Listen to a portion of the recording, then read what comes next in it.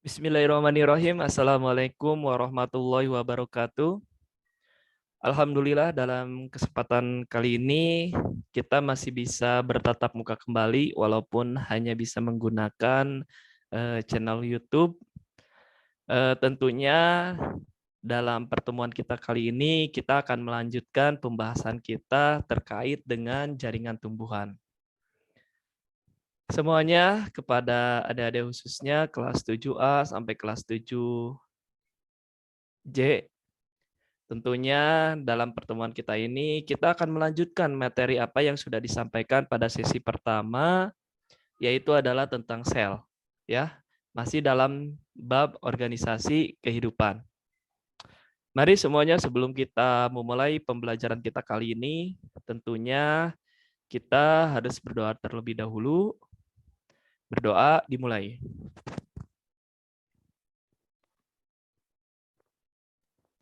Berdoa selesai. Selanjutnya di sini adalah kaitan dengan jaringan. Tentunya pada materi jaringan ini kemarin sudah dibahas di awal gitu ya, bahwasannya jaringan itu tersusun oleh sel-sel yang bekerja sama sehingga menghasilkan suatu jaringan. Nah, di sini jaringan tumbuhan. Yang pertama adalah jaringan epidermis. Epidermis merupakan jaringan paling luar dari tubuh tumbuhan. Nah, jaringan epidermis ini menutupi seluruh tubuh tumbuhan, baik dari akar, batang, dan daun. Maka epidermis biasanya itu dikatakan jaringan yang ada paling luar. Selanjutnya adalah jaringan parenkim atau yang lebih dikenal sebagai jaringan dasar. Parenkim ini biasanya itu tersusun atas banyak sel parenkim yang berdinding tipis. Kemudian jaringan penguat atau jaringan penyokong. Ini ada beberapa jaringan, diantaranya ada dua, ada kolenkim. Jaringannya itu memberi kekuatan yang bersifat sementara pada tumbuhan. Sedangkan kalau sklerenkim ini adalah sebaliknya, jaringannya itu permanen. Kemudian selanjutnya itu adalah jaringan pengangkut. Pada jaringan pengangkut ini ada dua, ya, atau bisa dikatakan bagiannya, yaitu ada silem yang dikenal sebagai jaringan pembuluh kayu. Jaringan silem ini tersusun atas sel-sel yang memanjang atau yang sudah mati. Sel-sel tersebut saling menyambung membentuk suatu pembuluh. Nah, pembuluh inilah yang mengangkut air dan unsur hara dari akar menuju daun. Ya, biasanya itu jaringan pengangkut ini adalah perannya itu dalam ketika tumbuhan akan melaksanakan suatu fotosintesis. Kemudian yang kedua adalah phloem atau yang lebih dikenal dengan jaringan pembuluh tapis. Terdiri atas sel-sel hidup, berdinding tipis. Phloem juga berfungsi mengedarkan hasil fotosintesis dari daun ke seluruh tubuh tumbuhan.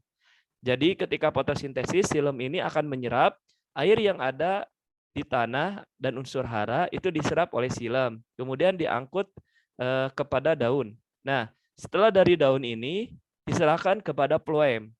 Dan phloem ini akan mengedarkan hasil dari fotosintesis dari daun ke seluruh tubuh yang ada pada tumbuhan.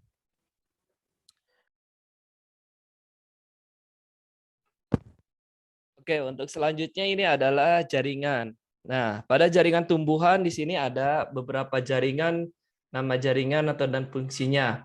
Pada jaringan meristem ini adalah mengalami suatu pertambahan tinggi pada tumbuhan. Sedangkan pada meristem sekunder ini pertambahan lebar pada tumbuhan. Kemudian nama jaringan selanjutnya adalah epidermis, perlindung jaringan di dalamnya dan tempat pertukaran suatu zat. Pada jaringan parenkim, ini berfungsi sebagai tempat jaringan lainnya. Pada jaringan penguat, ini berfungsi sebagai penyokong atau penguat, ya. Kemudian silem, nah silem ini berfungsi mengangkut air dan unsur hara dari akar menuju daun. Sedangkan pada phloem, ini mengedarkan hasil fotosintesis dari daun ke seluruh tubuh. Kemudian jaringan pada hewan. Jaringan pada hewan ada beberapa macam, yaitu jaringan epitelium. Jaringan epitelium berfungsi sebagai pelindung tubuh atau organ, pelapis, saluran, kelenjar, dan penerima rangsangan. Kemudian yang kedua adalah jaringan otot. Nah, jaringan otot ini terbagi atas 3 macam, yaitu ada otot polos, otot jantung, dan otot lurik. Otot polos biasanya itu kerjanya itu dalam keadaan tidak sadar, sedangkan otot jantung dalam keadaan tidak sadar, dan otot lurik kerjanya itu dalam keadaan sadar. Kemudian yang ketiga adalah jaringan saraf.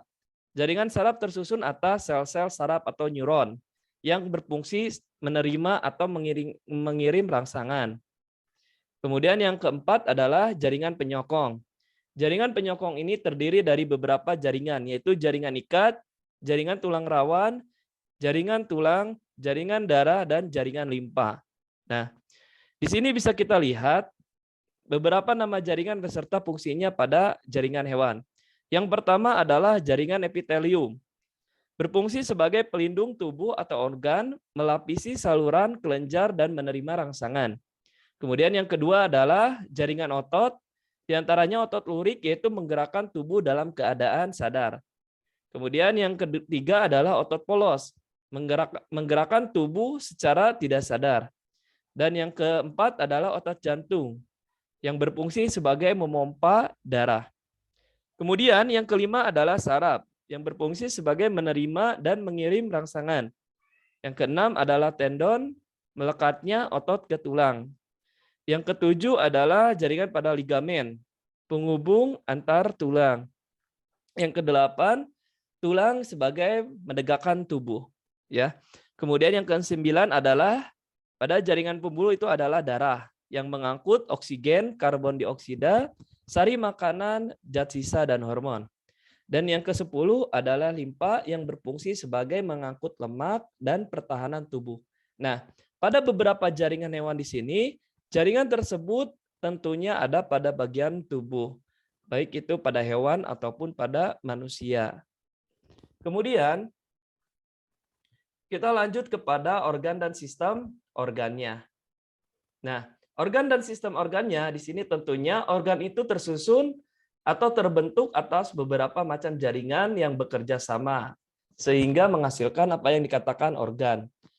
Di sini ada organ tumbuhan. Ingat yang namanya organ tumbuhan itu terdiri atas akar, batang, dan daun. Akar fungsinya itu untuk apa? Untuk menyerap unsur hara atau air dan sebagai juga untuk menyimpan cadangan makanan. Ya.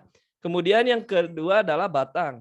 Batang itu berfungsi sebagai menegakkan tubuh pada tumbuhan.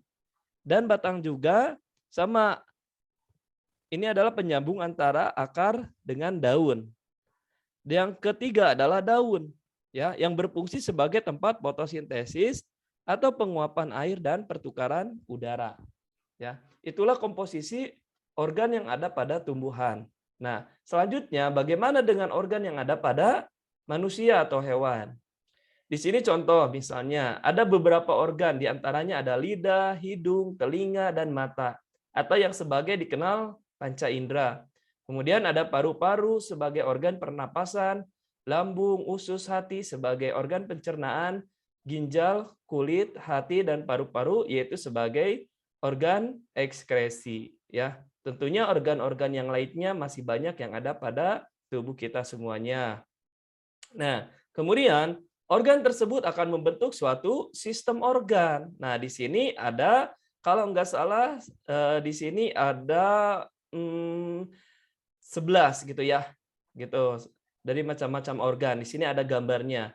Manusia mempunyai organ pada sistem respirasi atau pernapasan, kemudian ada juga sistem digestif, ya, atau yang dikenal dengan sistem pencernaan, kemudian ada juga yang dikenal dalam sistem limpatik, kemudian ada sistem endokrin, ada sistem sirkulasi darah, sistem saraf, kemudian ada juga sistem gerak, ya, karena di sini ada ototnya, kemudian ada sistem skeletal atau lebih dikenal dengan pertulangan, ada sistem integumen, dan ada sistem reproduktif, dan yang terakhir adalah sistem urinari atau sistem dalam ekskresi. Nah, tentunya di sini beberapa sistem organ menghasilkan suatu organisme atau individu. Ya, salah satunya seperti kita semuanya.